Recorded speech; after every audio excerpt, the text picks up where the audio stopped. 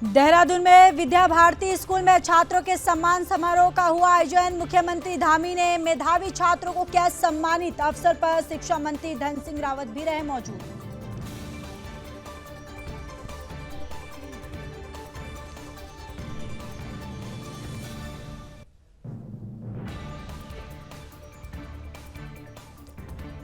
Global summit 2024 में शामिल हुए मुख्यमंत्री पुष्कर सिंह धामी। राजस्थान में आयोजित हुआ ग्लोबल समिट 2024। धामी ने विद्वान जनों का स्वागत और अभिनंदन किया।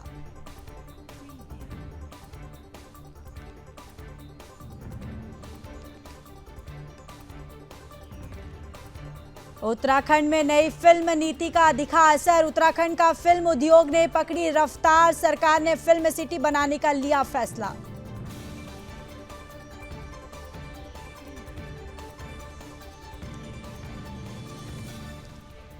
नरेंद्रनगर में मेले की तीसरी सांस्कृतिक संध्या नन्हे बच्चों के नाम रही। प्राथमिक वर्ग के नन्हे बच्चों ने बिखरी संस्कृति छटा। कई लोक संस्कृतियों और बच्चों ने किया नृत्य।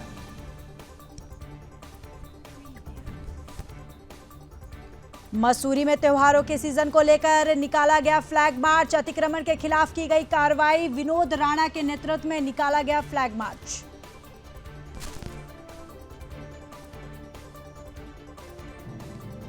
महिला मोर्चा के राष्ट्रीय अध्यक्ष वंथी श्रीनिवासन पहुंची मसूरी। श्रीनिवासन का ओपी उनियाल ने किया गर्मजोशी से स्वागत। श्रीनिवासन ने सदस्यता अभियान की भी जानकारी ली।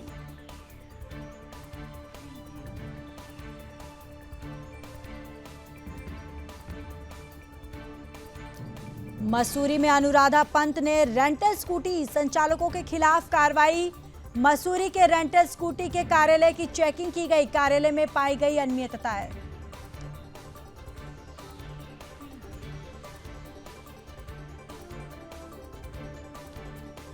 नरेंद्रनगर में आईटीबीपी के जवानों से भरी बस अनियंत्रित होकर पलटी। बस में सवार थे 38 जवान। हादसे में 24 जवान हुए घायल।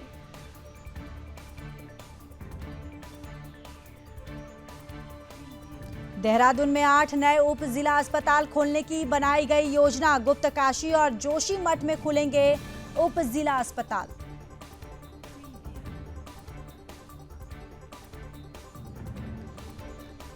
और विकासनगर पुल पर वाहनों की आवाजाही पर लगाई गई रोक। पुलों की स्थिति पर प्रशासन नहीं है गंभीर।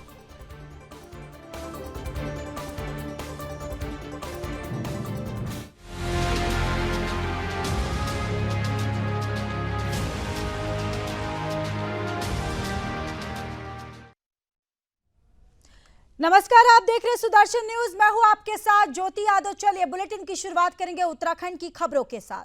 राजधानी देहरादून के विद्या भारती स्कूल में मेधावी छात्र छात्राओं के सम्मान समारोह का आयोजन किया गया, जहां मुख्यमंत्री पुष्कर सिंह धामी में उत्तराखंड बोर्ड की हाई स्कूल और इंटरमीडिएट के मेधावी छात्रों को सम्मानित किया है।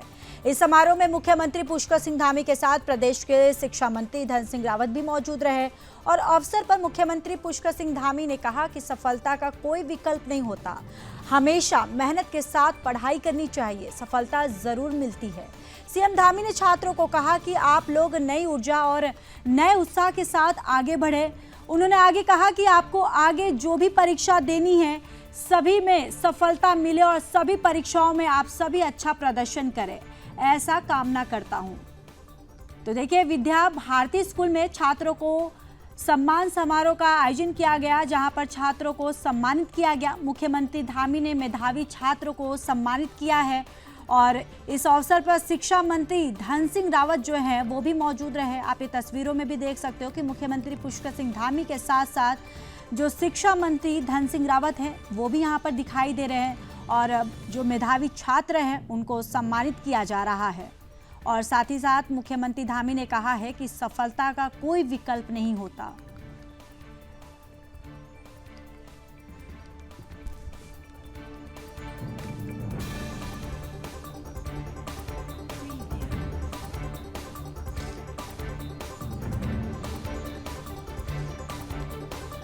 देखिए, सबसे पहले तो मैं विद्या भारती के उन होनहार बच्चों को अपनी ओर से धन्यवाद देना चाहता हूँ कि हमारे पूरे प्रदेश में विद्या भारती के बच्चे जो है हाई स्कूल और इंटर में काफ़ी अच्छे नंबर लाते हैं और काफ़ी बच्चे टॉपर भी निकलते हैं। मैं अपनी ओर से उनको सबको धन्यवाद देना चाहता हूँ।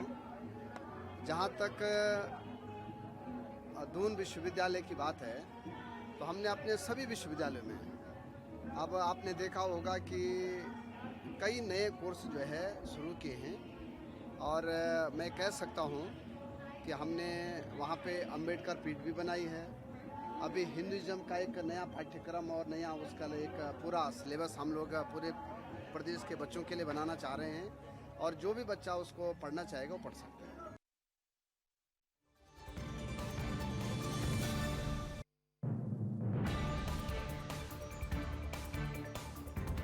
हमारे सभी उदयमान छात्र छात्राएं जिन्होंने हाई स्कूल और इंटर की परीक्षाओं में उच्च वरीयता में उच्च स्थान प्राप्त किया है, उन सभी को यहाँ पर सम्मानित किया गया है। और निश्चित रूप से ये इन सभी के लिए जहाँ प्रोत्साहन है, आगे के लिए इनके लिए एक प्रेरणा भी है कि आने वाले समय में सभी परीक्षाएं जो भी इन्होंने जीवन में देनी है उन सभी में ये उच्च स्थान प्राप्त करें। तो चलिए आगे बढ़ते हैं। शनिवार को मुख्यमंत्री पुष्कर सिंह धामी ने राजस्थान के माउंट आबू स्थित प्रजापिता और ब्रह्म कुमारी ईश्वरीय विश्वविद्यालय द्वारा आयोजित ग्लोबल समिट 2024 में प्रतिभाग किया है, जहां मुख्यमंत्री वैश्विक सम्मेलन में उपस्थित सभी विद्वान जनों का स्वागत किया और अभिनंदन भी किया। इस मौके पर सीएम धामी ने कहा कि उत्तराखंड को देवों की भूमि कहा जाता है, जहां कण कण में शंकर का वास है।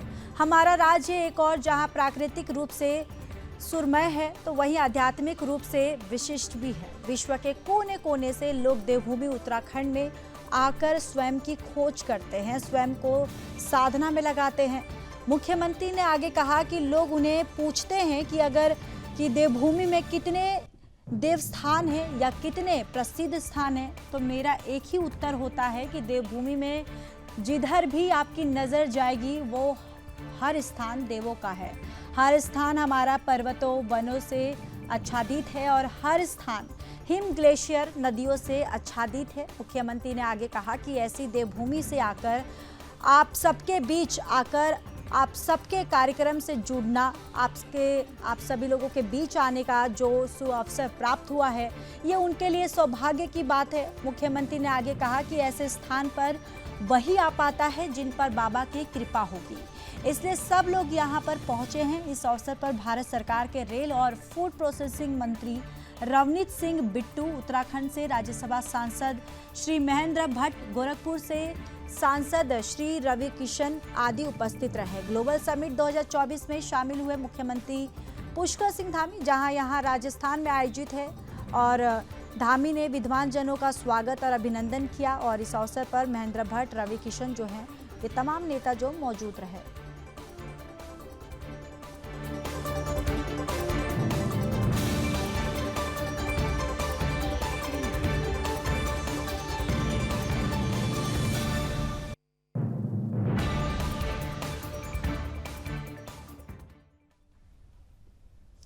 उत्तराखंड में फिल्म शूटिंग को लेकर अपार संभावनाएं और प्रदेश सरकार की ओर से लागू की गई फिल्म नीति का अब असर भी देखने लगा है। प्रधानमंत्री नरेंद्र मोदी के विजन और मुख्यमंत्री पुष्कर सिंह धामी के नेतृत्व में उत्तराखंड का फिल्म उद्योग अब रफ्तार से आगे बढ़ रहा है। दरअसल प्रदेश की धामी सरकार ने उत्तराखंड में फिल्मों की शूटिंग की प्रक्रिया को सरल बनाने के उद्देश्य से सिंगल विंडो सिस्टम को स्थापित किया। सरकार के तमाम प्रयास और व्यवस्था फिल्म निर्माताओं को उत्तराखंड की ओर आकर्षित करने में काफी हद तक कामयाब भी हो रही है। वहीं अब राजधानी देहरादून के मालदेवता क्षेत्र में सरकार ने कई एकड़ भूमि में फिल्म सिटी बनाने का फैसला किया, जिसके बाद एक ही स्थान पर फिल्मकारों को कई तरह की सुविधाएं उपलब्ध होंगी। साथ ही फिल्मों में काम करने का सपना संजोने वाले राज्य के युवाओं को यहां पर ही आसानी से अवसर मिल पाएगा।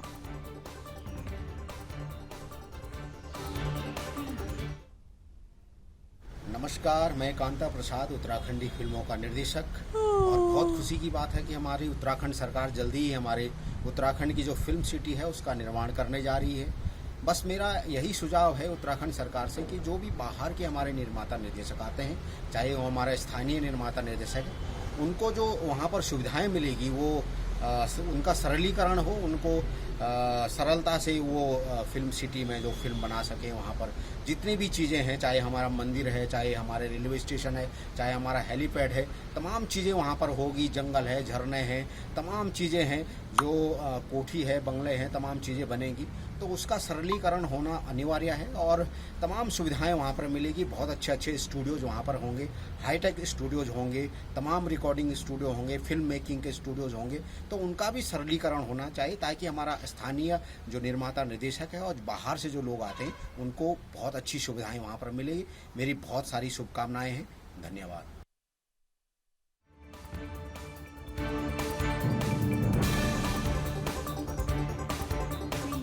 विभाग के द्वारा एक ज़मीन चिन्हित की गई है माल देवता के पास में, जो फिल्म सिटी के लिए है, लगभग 325 एकड़ है। उसका उनके द्वारा जो निविदा प्रक्रिया है उसकी कार्रवाई की जा रही है, उसके डॉक्यूमेंट्स तैयार किए जा रहे हैं। कई जो फिल्म निर्माता हैं उन्होंने प्रयास किया है, हम लोगों को अप्रोच भी किया है कि वो उत्तराखंड में फिल्म सिटी डेवलप करेंगे।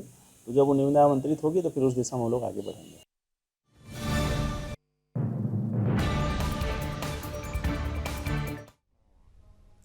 तो चलिए रुक कर लेते हैं उत्तराखंड से। एक बड़ी खबर सामने आ रही है, जहां उत्तराखंड में जल्द हो सकते हैं निकाय चुनाव। निकाय चुनाव की अधिसूचना अगले महीने ही जारी होने की उम्मीद जताई जा रही है। देखिए ये बड़ी खबर, जहां 10 नवंबर को निकाय चुनाव की अधिसूचना हो सकती है जारी। दिसंबर तक संपन्न होंगे निकाय चुनाव और 2011 की जनगणना के आधार पर ये निकाय चुनाव होंगे। 2 दिसंबर 2023 को खत्म हो चुका है नगर निकायों का कार्यकाल। तो देखिए ये बड़ी जानकारी आप तक साझा कर रहे हैं कि उत्तराखंड में जल्द ही निकाय चुनाव जो है हो सकते हैं और निकाय चुनाव की अधिसूचना जो है वो अगले महीने जारी होने की उम्मीद भी जताई जा रही है, जहां 10 नवंबर को निकाय चुनाव की अधिसूचना जारी हो सकती है।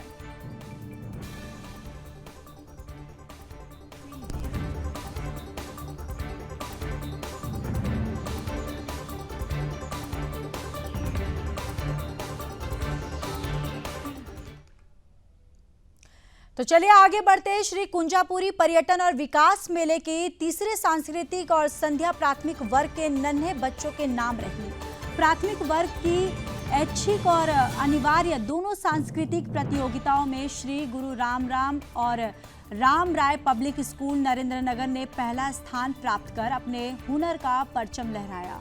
वहीं सरस्वती शिशु मंदिर दोनों प्रतियोगिताओं में दूसरे स्थान रहा। नन्हे बच्चों ने देश के अलग अलग हिस्सों की कई लोक संस्कृतियों पर आधारित लोक नृत्यों की प्रस्तुतियों से श्रोताओं को ऐसा मंत्र मुग्ध किया है कि श्रोताओं की जो करतल ध्वनि है उससे पंडाल जो है वो गुंजमाया है। और बच्चों द्वारा देशभक्ति पर आधारित भगवान की प्रस्तुतियां ने भारतीय सेना के पराक्रम और शौर्य गाथाओं की याद दिलाते हुए दर्शकों में रोमांच पैदा कर दिया। अवसर पर मेला समिति के मुख्य संरक्षक और प्रदेश के कैबिनेट मंत्री सुबोध उनियाल, संयोजक राजेंद्र विक्रम पवार, सलाहकार विनोद गंगोटी, मेला सचिव और उप जिलाधिकारी देवेंद्र सिंह नेगी अंतिम प्रस्तुति तक पंडाल में जमे रहे।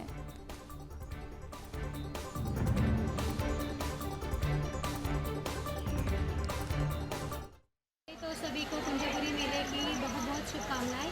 और ये जो हमारा जो 48वां कुंजापुरी मेला जो ये चल रहा है, ये बहुत ही भव्य रूप से मनाया जाता है। और इसमें लोग जो सारे स्कूल से, सारे विद्यालय हैं, बहुत बढ़ चढ़कर जो भाग लेते हैं।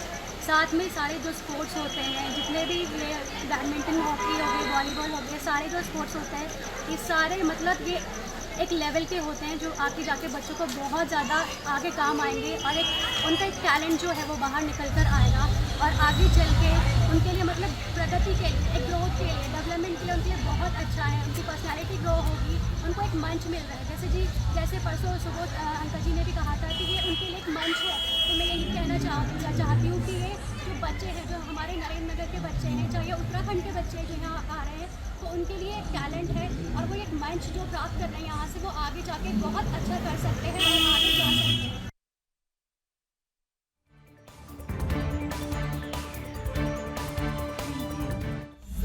नवरात्रों में हर वर्ष नरेंद्रनगर में कुंजापुरी मेला आयोजित होता है। दिन में बहुत सारे खेल और रात को सांस्कृतिक कार्यक्रम होता है। इन दोनों प्रतियोगिताओं में बच्चे बढ़ चढ़कर बच्चों को खेल और सांस्कृतिक कार्यक्रमों में भी एक दूसरे से सीखने का मौका मिलता है। खेलों की जानकारी के साथ हमें संस्कृति के बारे में भी पता चलता है। शहर को मेले के दिनों में शहर को बड़ा सुंदर सजाया जाता है। कुंजापुरी मेला नरेंद्र नगर में आयोजित किया जाता है। इसमें बहुत सारी प्रतियोगिताएं होती हैं, जैसे कि खेल प्रतियोगिता, सांस्कृतिक प्रतियोगिता। हम ये सांस्कृतिक प्रतियोगिता में हिस्सा ले रहे हैं और हमें आशा है कि हम यह प्रतियोगिता जीतेंगे। यह सिर्फ खेलने के लिए नहीं होती है, यह प्रतियोगिता हमारे उत्साहित मन को बढ़ाती है। धन्यवाद।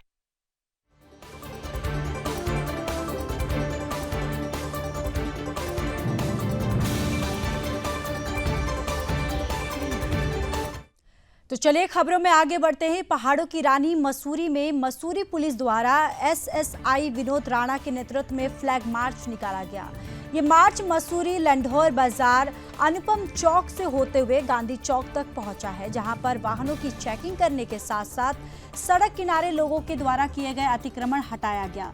मसूरी एसएसआई विनोद राणा ने बताया कि आगामी त्योहारों के मद्देनजर सतर्कता बढ़ती जा रही है, वहीं लोगों को यातायात नियमों के बारे में जागरूक किया जा रहा है। उन्होंने कहा कि पुलिस द्वारा सड़क किनारे किए गए अतिक्रमण को भी हटाया गया और उन पर चालानी कार्रवाई भी की गई है। इस मौके पर एसआई ज्योति पवार, एसआई ओमवीर चौधरी, एसआई छत्रपाल सिंह और एसआई बुद्धि प्रकाश मौजूद रहे।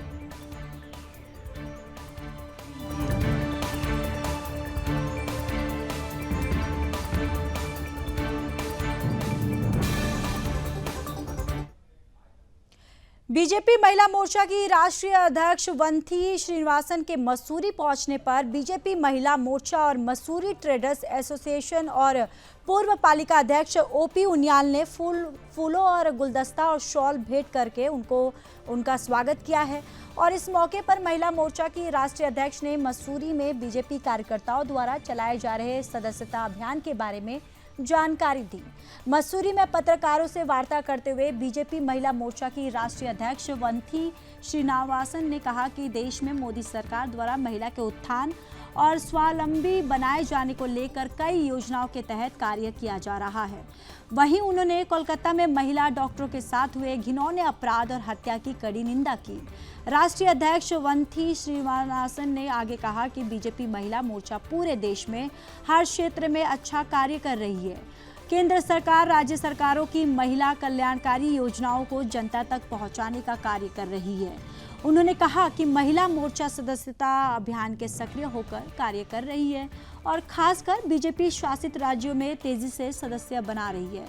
दक्षिण भारत ने उत्तर भारतीय के साथ अभद्रता पर कहा कि ऐसा नहीं है कि पूरा भारत एक है और बीजेपी एक राष्ट्र की बात करती है।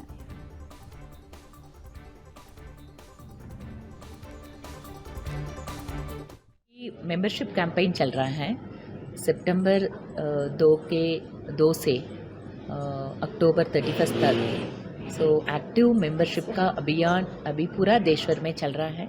महिला मोर्चा एक्टिव पार्टिसिपेट कर रहा है। आज नवरात्रि समय है, but even then lot of महिलास they have come here and they are already engaged in the membership campaign. हमारा टारगेट बीजेपी रूल स्टेट में एक बूथ के 100 महिला है, नॉन बीजेपी रूल स्टेट में 50 महिला है हमारा target. And in BJP rule state अच्छा काम कर रहा है हमारा महिला मोर्चा। एंड अभी 10 साल ज़्यादा योजना दिया है मोदी जी, पर्टिकुलरली। तो चलिए अब बात करते हैं मसूरी की। मसूरी में परिवहन विभाग के इन्फोर्समेंट ऑफिसर अनुराधा पंत द्वारा रेंटल स्कूटी संचालकों के खिलाफ कार्रवाई करते हुए कई क्षेत्रों में जाकर चेकिंग अभियान चलाया गया। अनुराधा पंत द्वारा मसूरी के रेंटल स्कूटी के कार्यालय की चेकिंग की गई और वहीं उनके लाइसेंस और अन्य दस्तावेज भी चेक किए गए, जिसमें कई अनियमितताएं पाई गई हैं। वहीं उनके द्वारा रेंटल स्कूटी संचालकों द्वारा मसूरी में पर्यटकों को नियमानुसार दी जा रही सुविधाओं का भी जायजा लिया गया। कार्यालय में ना तो पार्किंग की व्यवस्था और ना ही शौचालय की सुविधा मिली है। इस पर अनुराधा पंत ने बताया कि उच्च अधिकारियों के निर्देशों के बाद मसूरी में रेंटल स्कूटी संचालकों द्वारा पर्यटकों को दी जाने वाली सुविधाएं वह लाइसेंस में दिए गए नियमों के पालन को लेकर सघन चेकिंग के लिए निर्देश दिए गए थे, जिसके अनुपालन में वह परिवहन विभाग की टीम के साथ मसूरी पहुंची हैं, जहां पर उनके द्वारा मसूरी पिक्चर पैलेस, लैंढौर बाजार, गांधी चौक आदि जगहों पर रेंटल स्कूटी संचालकों के कार्यालय का निरीक्षण किया गया, लेकिन कार्यालय में विभिन्न प्रकार की जो खामियां हैं वो पाई गई।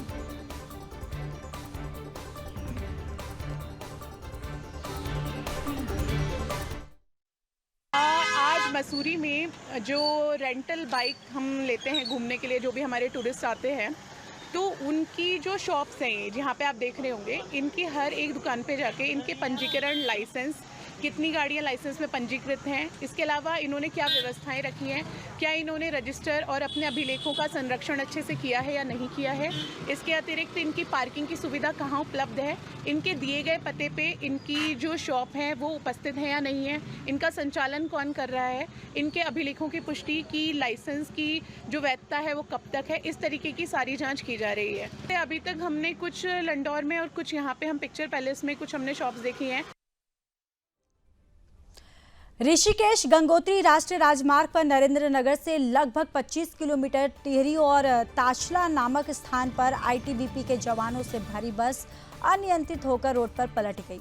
आपको ये भी बताते चले कि बस में बटालियन आईटीबीपी के 38 जवान थे वो सवार थे, जो जम्मू कश्मीर से चुनाव कराने के बाद उत्तरकाशी मातली जा रहे थे। सड़क पर बस पलटने की सूचना मिलते ही जाजल पुलिस चौकी प्रभारी नवल किशोर गुप्ता के नेतृत्व में पुलिसकर्मी घटनास्थल पर पहुंचे और घायलों को स्थानीय लोगों की मदद से प्राथमिक स्वास्थ्य केंद्र खाड़ी पहुंचाया गया। मिली जानकारी के मुताबिक हादसे में कुल 24 जवान घायल हुए। इनमें से 17 जवानों का प्राथमिक स्वास्थ्य केंद्र कड़ी में और 7 जवानों को प्राथमिक उपचार के लिए श्रीदेव सुमन अस्पताल नरेंद्र नगर लाया गया, जहां उनका उपचार चल रहा है। घायल जवानों में नत्थी लाल, महेंद्र कुमार, प्रशांत, हवलदार राजकुमार, रवि रंजन, आलोक आदि शामिल हैं।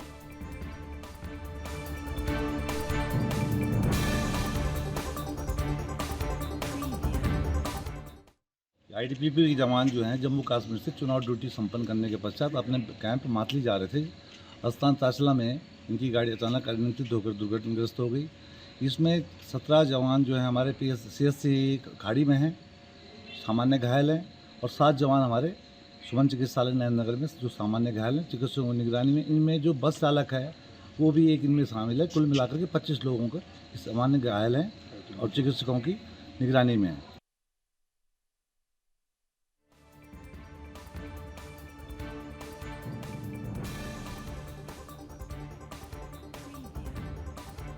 खबरों में अब आगे बढ़ते हैं। खबर टिहरी के जाखरीधार ब्लॉक से है, जहां आयुष अस्पताल को लेकर विवाद खड़ा हो गया। पूर्व विधायक धन सिंह नेगी ने वर्तमान में विधायक किशोर उपाध्याय पर गंभीर आरोप लगाए हैं। धन सिंह नेगी का दावा है कि उनके कार्यकाल में केंद्र सरकार से 15 करोड़ 74,48,000 रुपये की जो राशि है वो स्वीकृत कराई गई थी। ग्रामीणों द्वारा जमीन दान में दी गई है और कुछ जमीन राज्य की थी, जिसे पूर्व जिलाधिकारी मगेश घिल्डियाल ने विभाग को ट्रांसफर कर दिया था। इस भूमि पर अब तक 2 करोड़ से अधिक की राशि खर्च भी की जा चुकी है और एक भारी आरसीसी दीवार भी बनाई गई थी। नेगी का कहना है कि अस्पताल निर्माण के लिए और भी सुरक्षा दीवारें जो हैं वो बनाई जानी थी और ऊपर स्थित झेलम गांव और भू धसाओं की चपेट में ना आ जाए। लेकिन वर्तमान विधायक किशोर उपाध्याय द्वारा इस अस्पताल को जाखरीधार बाजार के समीप कोटी गांव स्थानांतरित किया जा रहा है, जिसका स्थानीय लोग विरोध कर रहे हैं और ग्रामीणों ने मांग की है कि आयुष अस्पताल का स्थानांतरण जो है वो रोका जाए।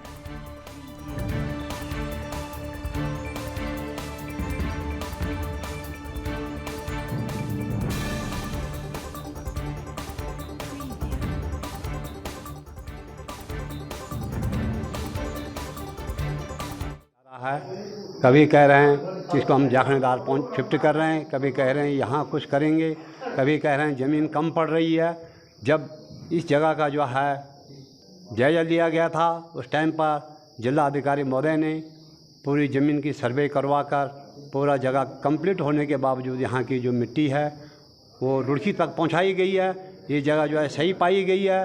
सही पाने के बाद जो है इसको जो है यहाँ से हस्तांतरण क्यों किया जा रहा है, जबकि इस पे साइड डेवलपमेंट जो है कम से कम 2 करोड़ से ऊपर खर्च हो चुका है और काश्तकारियों का जो पैसा है वो भी वेस्टेज में पड़ा हुआ है, क्योंकि उनको उनका भुगतान भी नहीं दिया गया है। आज जो है जन हॉस्पिटल को शिफ्ट करने के लिए जो है कहीं अन्य जगह भटक रहे हैं। क्यों, यहाँ पर क्या कमी पाई गई है, उस कमी को वो दूर कराएं कि भाई इस कारण से जो है यहाँ पर हॉस्पिटल नहीं बनाया जा रहा है।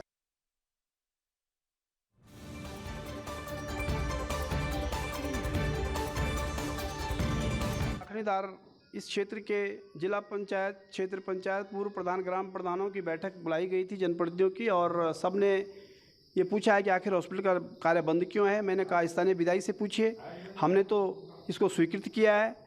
4120 वर्ग मीटर भूमि जो है विभाग के नाम इंद्राज है, म्यूटेशन हो रखा है।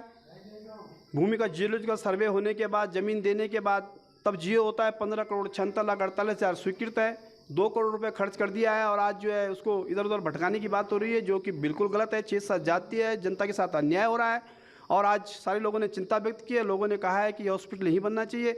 जियो यही के नाम है। ये भारत सरकार की आयुष्मान योजना के अंतर्गत ये स्वीकृत है 18-19 के बजट में।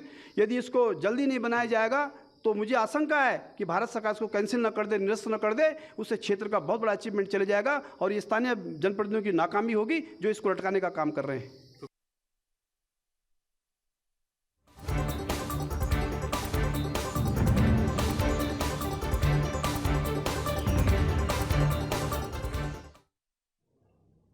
देखिए, क्या है कि लोगों में एक बिना बात के चुनाव के वक्त में लोगों को भ्रमित करने की एक बड़ी ये एक उसको एक कला भी कह सकते हैं।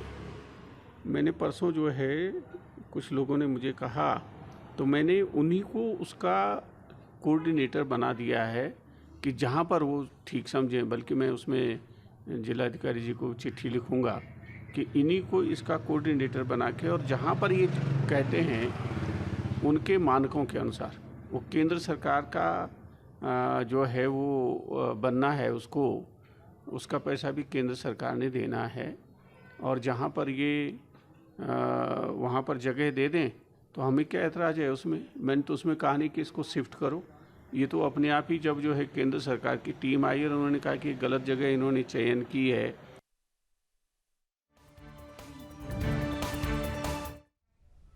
फिलहाल इस बुलेटिन में इतना ही। बाकी देश और दुनिया की तमाम बड़ी खबरों के लिए देखते रहिए सुदर्शन न्यूज़। जय हिंद।